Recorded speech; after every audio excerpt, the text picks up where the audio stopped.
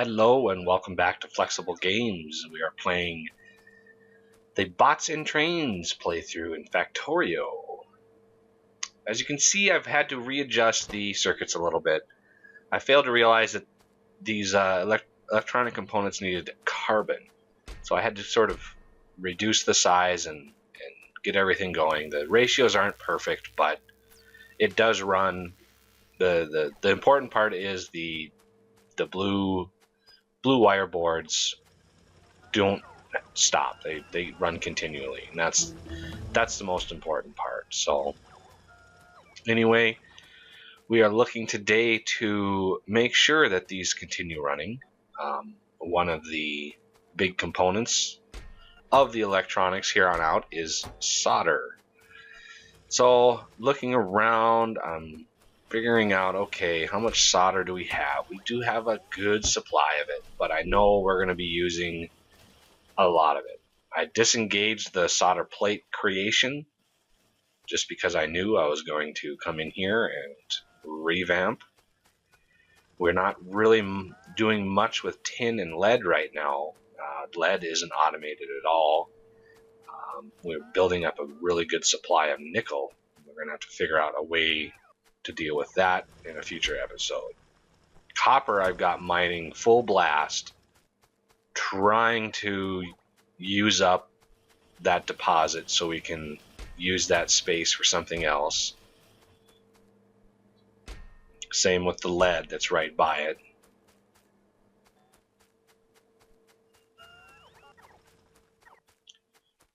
So the bots are busy moving copper around right now. So while they're busy, let's go work on the resources that we need. For one, since we're using so much carbon now, we're probably going to want to boost the production. It's not a super fast production, so for now, let's just double it. Let's just augment it with another one and get all the chests set up. This process uses actually a lot of coal. A lot of our coal is going into making of carbon. Oh, need straight pipe, not curved, not underground. There we go. Set up the chests.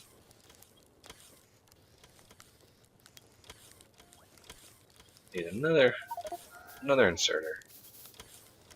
Speed it up a little bit. Give it a little power, and there we go. Doubled the carbon production.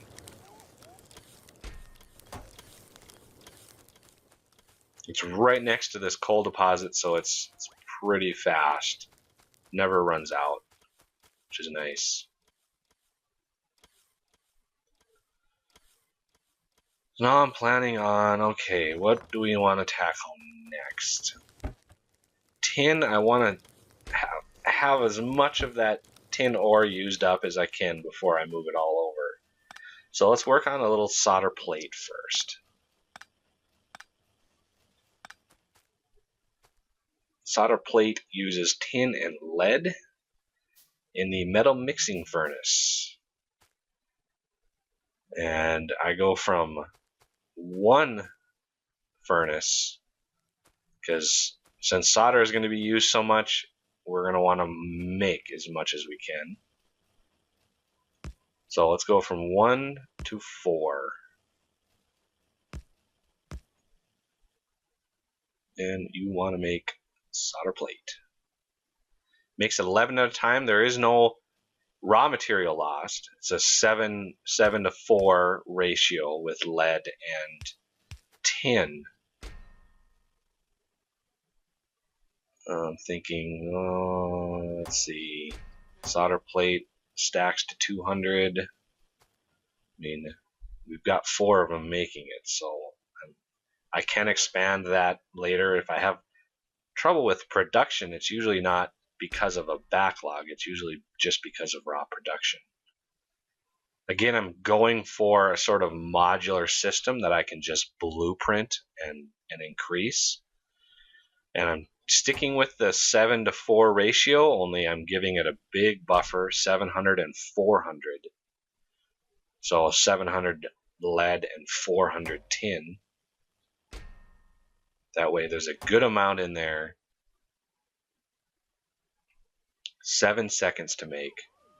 So it's not super fast, but you know, as we go, the progress will be updated. We'll be able to increase the efficiency of the machines. For now, we're burning coal though. So I want to put coal on a separate box just so the inserters are not fighting one another. Set all my inserters up. What's nice about these little compact designs is they can actually be powered pretty simply with one right in the middle. So it's an easily blueprintable sort of expandable system. If I want another one, I could just blueprint it and place it somewhere.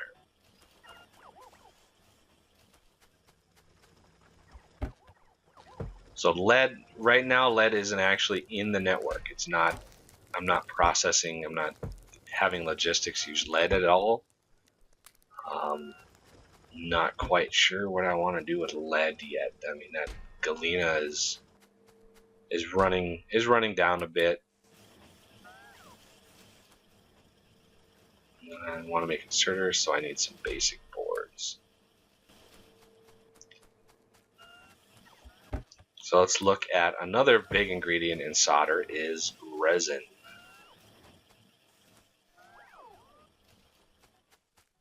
And because we have so much solder, we need tin. So similar to my other smelting areas, I'm going with the 10 by, you know, the 10 long and 2 wide. I don't want to cover up that tin. I want to mine it out. So let's go up instead. 2, 4, 6, 8.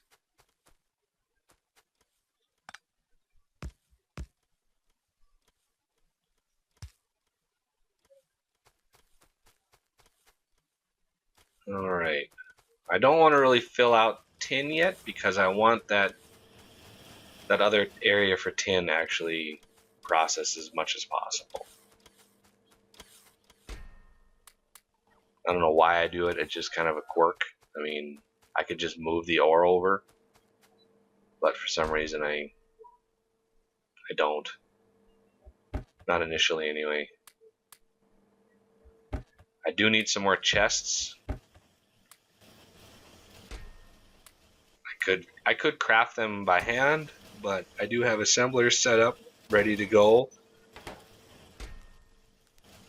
I will automate that in future episode. I want to make sure I'm keeping a good supply of chests because robots are our way to go, and I don't want to run out of chests. But they use whiteboards, and we haven't expanded whiteboard production yet, and that is a very high thing to do on our to-do list.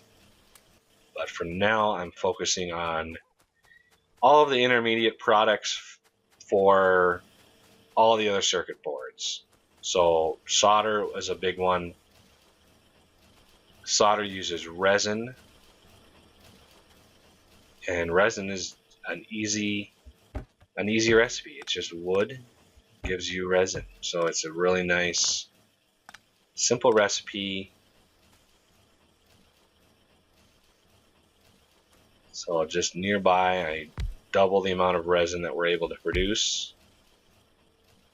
An input for wood and an output for resin.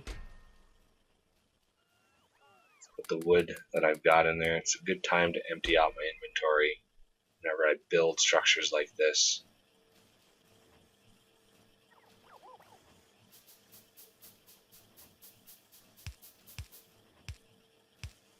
There we go. Let's set the recipe to resin.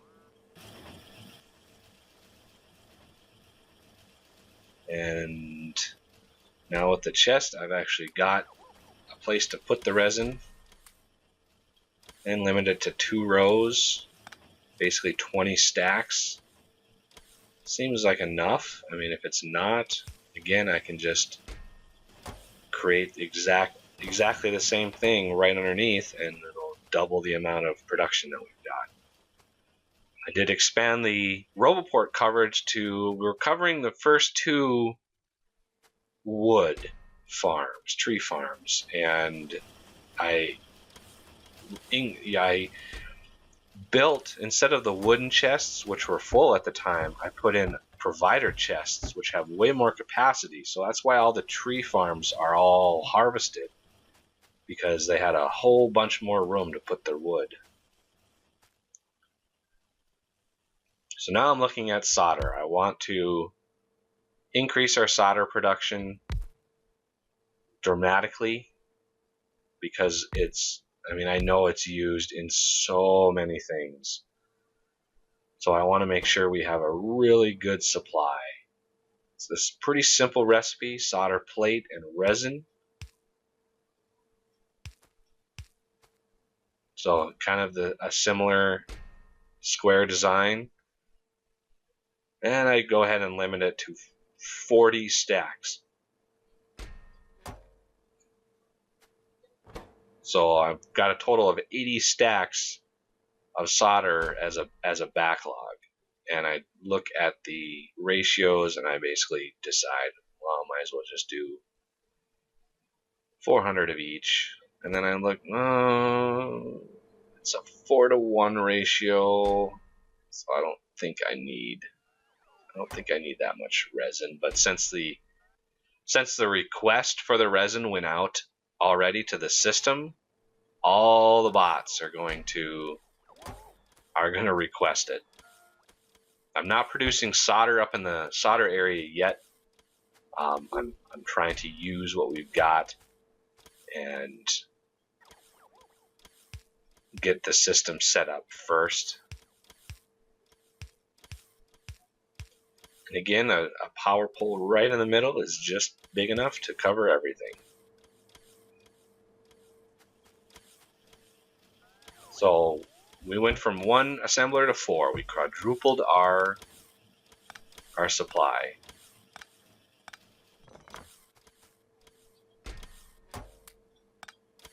Now I can just put the ingredients that we have left, and it'll just continue to craft. All of the requests are there, so as soon as lead can be done, everything will just fall into place. We don't really have enough bots to really go crazy. But now that our circuits are way better, our 2 basic circuits are way better, the progression will go pretty quickly. So now I'm looking to finish off tin. I have so much tin on me that I just want to get rid of some of it. I've got just so much on me.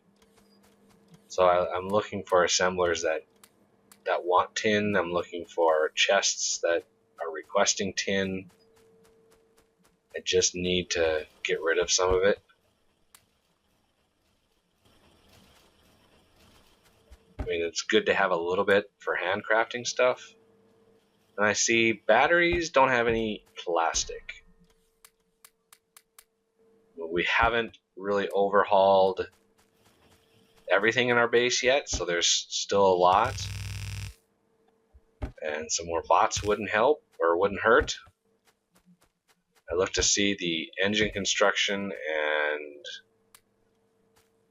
I'm like, okay, why is it not producing them? And it turns out to be a blue board issue.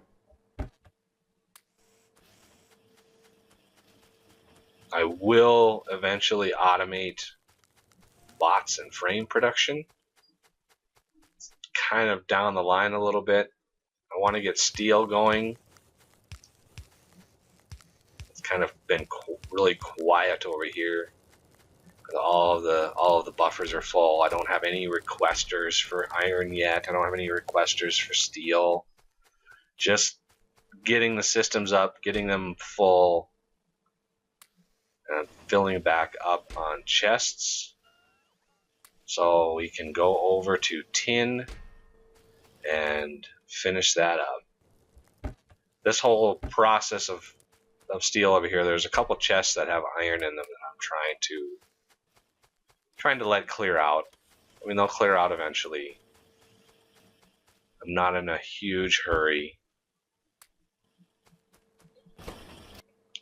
So that's processing, which is very good.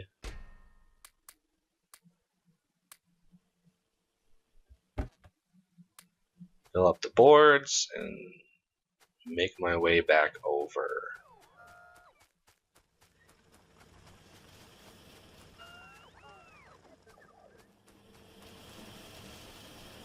Making sure everything's working right. I don't have copper going into the copper yet, or the copper wire, just because there's a lot of backlog of circuits that are the components that I'm trying to get through first.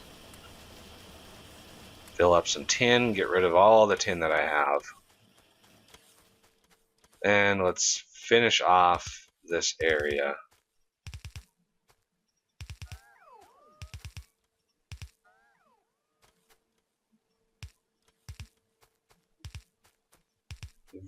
Exact same design as my other smelting areas. This is probably one of the last directly smeltable items in the game. I think lead will be able to do a similar setup, but all the other ones require very specialized crafting chains. A lot of like chemicals and acids and stuff are used.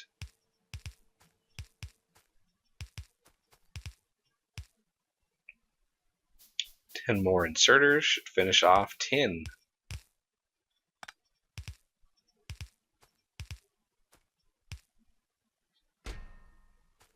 I'm not actually mining tin at the moment. I want to limit those to one, just so when it does kick off, it's not trying to fill an entire chest worth initially. Lets my bots do other jobs for now while I don't have very many or very upgraded bots. So before I do requesters for a lot of stuff, I just get rid of some of the stuff in my inventory. It's very handy. Keeps the bots from having to do so much work. Get coal requested.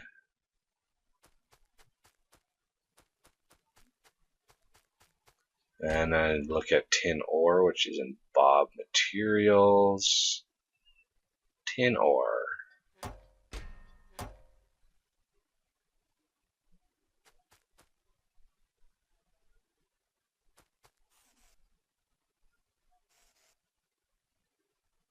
Well, when the tin starts mining, we'll have it all ready to go. Just need a little bit of power.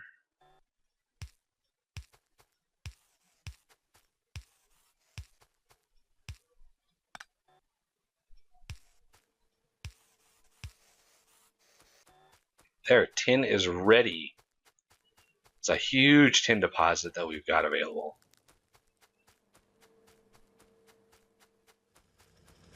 And lead is on the list. I've really got to revamp lead. But that'll do it for this episode. Stay tuned for more revamping our base, and thank you for watching, and I will see you next time.